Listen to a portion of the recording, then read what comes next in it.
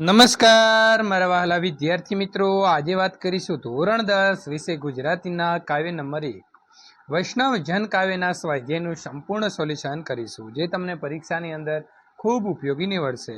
આ જવાબો તમે ગુજરાતીની નોટબુકમાં પણ લખી શકો છો અને આપણી ચેનલની અંદર તમામ વિષયના તમામ ધોરણના મિત્રો સ્વાધ્યાય સોલ્યુશન, સ્વાધ્યાય પોથી સોલ્યુશન, નકશા પોથી, પ્રયોગ પોથીનું સોલ્યુશન મળી રહેશે।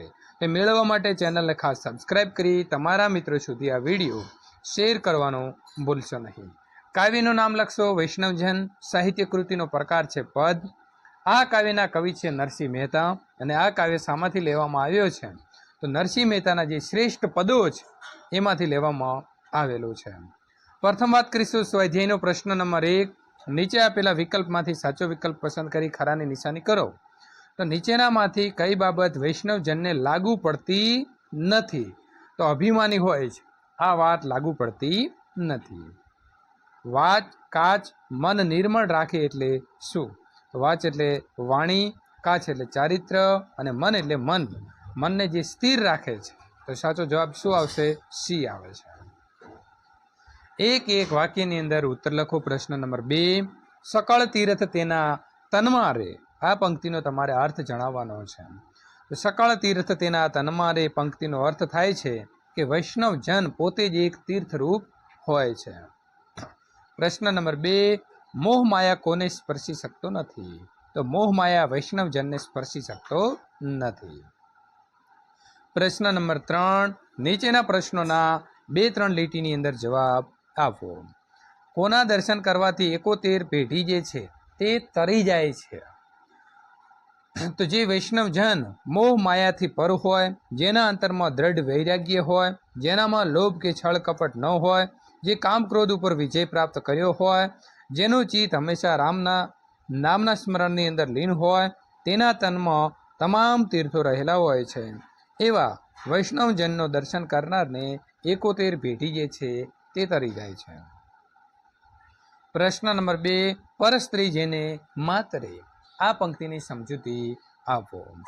તો વૈષ્ણવજનની આંખો નિર્મળ હોય છે, તે સૌની તરફ સંભાવ અને સમદ્રષ્ટિ રાખે છે, તે પરસ્ત્રી તરફ કુદ્રષ્ટિ કરતું નથી। સાચો વૈષ્ણવજન પરસ્ત્રીને માતાની દ્રષ્ટિએ જુએ છે, પરસ્ત્રીને તે પોતાની માતા સમક્ષ ગણે છે। નીચેના પ્રશ્નોના 7-8 લીટીની અંદર જવાબ આપો। તો નરસિંહ મહેતા વૈષ્ણવજનના કયા કયા લક્ષણો જણાવે છે એ તમારે તમારા શબ્દની અંદર વર્ણવવાના છે। તો વૈષ્ણવજન પદની અંદર નરસિંહ મહેતા વૈષ્ણવજનના નીચે પ્રમાણેના લક્ષણો બતાવ્યા છે, એટલે કે દર્શાવ્યા છે। સાચો વૈષ્ણવજન હંમેશા પારકાના દુઃખ દર્દને સમજે છે અને તેને દૂર કરે છે, તેના ઉપર ઉપકાર કરે છે, છતાં મનમાં તેનું સહેજે અભિમાન રાખતો નથી। દુનિયાની તમામ વ્યક્તિઓને તે વંદન કરે છે, અર્થાત તે સૌ પ્રત્યે આદર ભાવ રાખે છે, તે કોઈની નિંદા કરતો નથી, તેના વાણી, ચારિત્ર અને મન પવિત્ર હોય છે।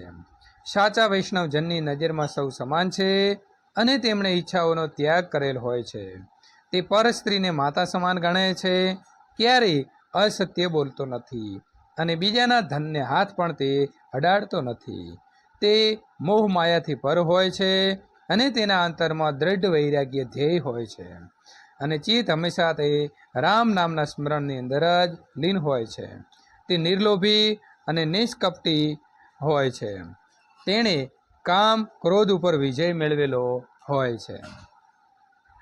નીચેની કાવ્ય પંક્તિ સમજાવો। વૈષ્ણવજન તો તેને કહીએ રે, જે પીડ પરાઈ જાણે રે, પર દુખે ઉપકાર કરે તોય મન અભિમાન ન આણે રે। તો સાચો વૈષ્ણવજન કોને કહેવાય?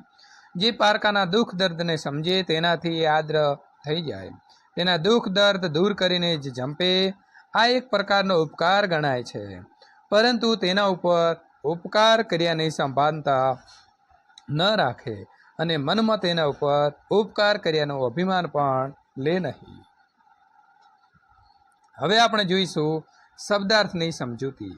શબ્દાર્થ એટલે પ્રથમ આપણે સમાનાર્થી શબ્દ જોઈ લઈએ।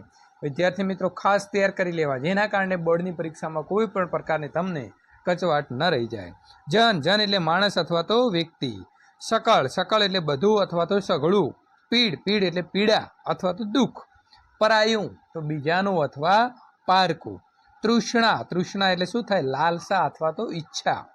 જનની, જનની એટલે માતા, જે આપણે જન્મ આપનારી માતા છે તે અથવા તો જનેતા. જીહવા, જીહવા એટલે જીભ, અહીં આપણે લેવાનું છે વાણી. તન, તન એટલે શરીર અથવા તો દેહ. વણલોભી તો લોભ વિનાનું, તેને કહેવાશે વણલોભી. તળપદા શબ્દ જોઈએ. તળપદા શબ્દ કોને કહેવાય? તો તમે તમારા ઘરે જે પ્રાદેશિક શબ્દ બોલો છો તેને કહેવાય તળપદા શબ્દો. આણે, આણે એટલે લાવે. વાચ એટલે વાણી. કાચ એટલે કાછડી અથવા તો અહીં આપણે ચારિત્ર. ધન, ધન એટલે ધન્ય અથવા તો ભાગ્યશાળી. નવ એટલે ના અથવા તો નહીં. અહીં આપણે સંખ્યા 9 લેવાની નથી. ભણે, ભણે એટલે કહે અથવા તો બોલે. જાલે એટલે પકડે અથવા લે. અને કેની એટલે કોઈની. વિરુદ્ધાર્થી શબ્દની વાત કરીએ તો ઉપકાર તો અપકાર, અસત્ય તો સત્ય, વનલોભી તો લોભી અને અભિમાન તો નિરઅભિમાની. રૂઢિપ્રયોગની વાત કરીએ તો તાળી લાગવી તો એક તાન થવું. શબ્દ સમૂહ માટેની વાત કરીએ તો લોભ વગરનો એટલે વણલોભી અને સમાન દ્રષ્ટિ રાખનાર એટલે સમદ્રષ્ટિ.